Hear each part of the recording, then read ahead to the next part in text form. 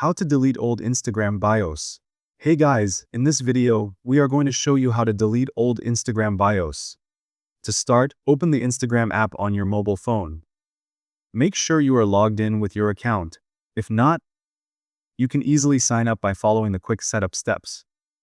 Once you are logged in, navigate to your profile page by tapping on the small profile icon located at the bottom right corner of your screen. This is where you can see all your posts, highlights, and account details. On your profile page, you will notice a button labeled Edit Profile. Tap on this to open your profile settings.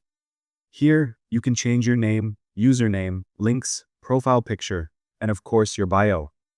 Scroll down slightly, and you will find the bio field, which is the section where you usually add short information about yourself. If you want to delete your old Instagram bio, simply tap inside the bio field. Your current text will appear in an editable form. Use your keyboard to erase the existing bio. Once the text field is empty, tap the Done or Save button depending on your device.